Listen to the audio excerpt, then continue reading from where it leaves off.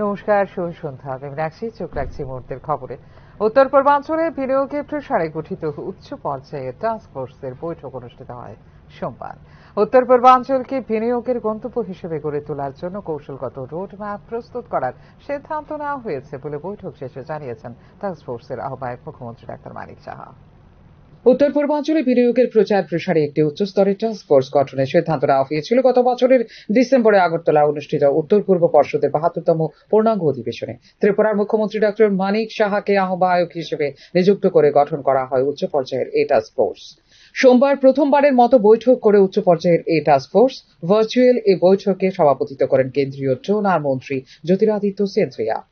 এছাড়াও বৈঠকে অংশ নেন টাস্ক ফোর্সের সদস্য নাগাল্যান্ডের মুখ্যমন্ত্রী নেফিউ রিও, মেঘালয়ের মুখ্যমন্ত্রী কনরাড সাংমা এবং সিকিমের মুখ্যমন্ত্রী প্রেম Singh তাংমা।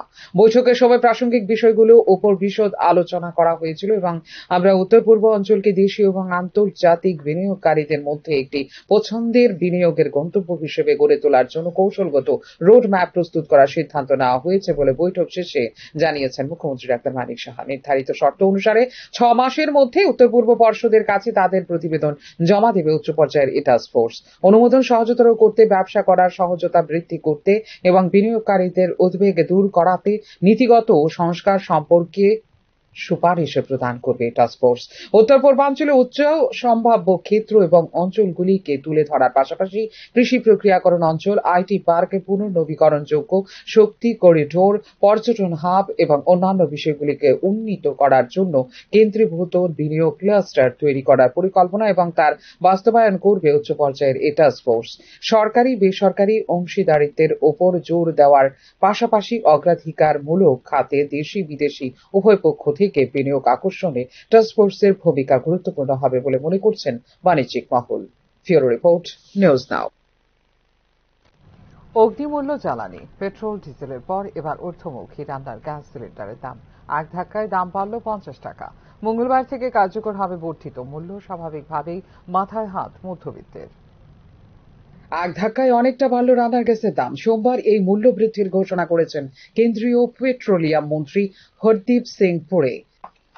What we have decided, therefore, is that the average price, not the average, the price per cylinder of LPG will increase by 50 rupees.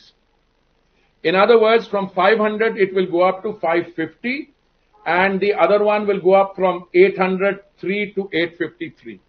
Now, this is a step which we will review as we go along. As it is, we review these every 2 weeks or 3 weeks. And therefore, the excise duty that you have seen increase is not to go on to the consumer on petrol and diesel. As I kept telling you, that excise increase is intended to compensate the oil marketing companies for the 43,000 rupees, 43,000 crore that they have incurred as a loss on the gas. সাধারণের ব্যবহৃত গ্যাসের পাশাপাশি উজ্জ্বলা যোজনার আওতায় থাকা গ্যাসের দামও বেড়েছে এক ধাক্কায়। এবার এক লাফে ৫০ টাকা বাড়ল গ্যাসের দাম। সোমবার মধ্যরাত থেকেই নতুন দাম কার্যকর হবে বলে জানিয়েছে কেন্দ্রীয় সরকার। মাত্র কয়েকদিন আগে শেষ হয়েছে সংসদের বাজেট অধিবেশন। তারপরেই দাম বাড়াবার সিদ্ধান্ত নিল নরেন্দ্র মোদী নেতৃত্বাধীন কেন্দ্রীয় সরকার। বাড়িতে ব্যবহৃত ১৪ কেজির এলপিজি সিলিন্ডারের দাম এতদিন ছিল ৮০৩ টাকা, এবার এক লাফে ৫০ টাকা বেড়ে হলো ৮৫৩ টাকা। অন্যদিকে উজ্জ্বলা যোজনায় থাকা গ্যাসের দাম ৫০৩ টাকা থেকে বেড়ে হলো ৫৩৩ টাকা। উল্লেখ করা যেতে পারে, মাত্র এক সপ্তাহ আগে বাণিজ্যিক গ্যাসের দাম কমেছিল ২৫ টাকা। এবার এক লাফে রান্নার গ্যাসের দাম বাড়ল ৫০ টাকা। স্বভাবতই এতে সমস্যায় পড়তে চলেছে মধ্যবিত্ত শ্রেণী। পেট্রোল এবং ডিজেলের ওপরেও ২ টাকা করে শুল্ক বৃদ্ধি করেছে কেন্দ্রীয় সরকার। এর ফলে ১ লিটার পেট্রোলের শুল্ক হয়েছে ১৩ টাকা, ১ লিটার ডিজেলের শুল্ক হয়েছে ১০ টাকা। সাধারণ মানুষকে সমস্যায় ফেলতে এই সিদ্ধান্ত নেওয়া হয়নি, বরং তেল সংস্থাগুলির ক্ষতি কিছুটা কমাতেই এই পদক্ষেপ বলে দাবি করছে কেন্দ্রীয় সরকার। গ্যাসের দামে ভর্তুকি দেওয়ার কারণে তেল সংস্থাগুলির ৪৩,০০০ কোটি টাকা লোকসান হয়েছে বলে জানিয়েছে কেন্দ্রীয় সরকার। ফিওরো রিপোর্ট, নিউজ নাও।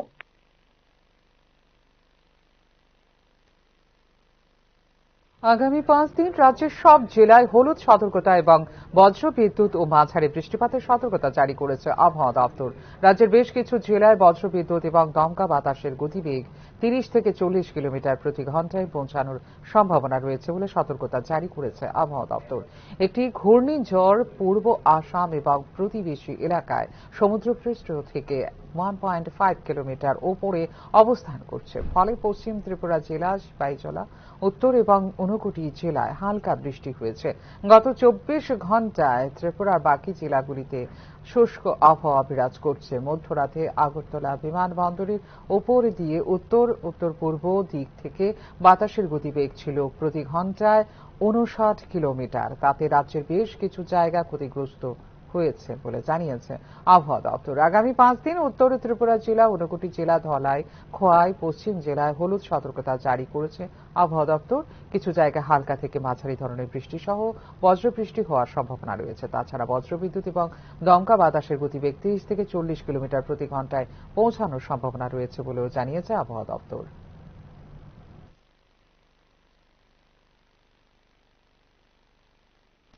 বৈধভাবে বিদ্যুৎ চালিয়ে আসছে এবং প্রত্যেক মাসেই বিদ্যুৎ বিল পরিশোধ করে আসছে বলে দাবি করল মধিনগর সীমান্তের ওপারে 50টি ভারতীয় পরিবার। কিন্তু তারপরেও ছিন্ন করে দেওয়া হয়েছে তাদের বিদ্যুৎ সংযোগ। এক্ষেত্রে মুখ্যমন্ত্রীর দৃষ্টি আকর্ষণ করেছেন সংশ্লিষ্ট বৈধ গ্রাহকরা। প্রয়োজনে বিদ্যুৎ দপ্তরের মাধ্যমে এই বিষয়টি তদন্ত করে অবিলম্বে বিদ্যুৎ সংযোগ পুনঃস্থাপনের দাবি জানিয়েছেন সংশ্লিষ্ট বৈধ গ্রাহকরা।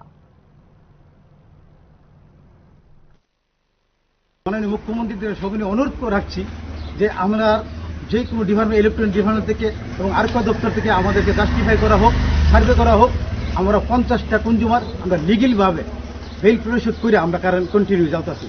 আমাদের দাবি এইটাই থাকবো যে আমরা নিপীড়িত মানুষ, গরিব অংশের মানুষ, আমাদের এলাকার মধ্যে 80% বিপিএল ভুক্ত মানুষ, ক্যাটেগরি মানুষ, এই জায়গার মধ্যে দাঁড়ায় সেরা যাতে আমাদেরকে। এখনকার মতো এই মুহূর্তে সংবাদ এই পর্যন্ত। অন্যান্য আপডেটস দেখার জন্য অবশ্যই নজর রাখতে হবে নিউজ নাও পর্দায়। নমস্কার।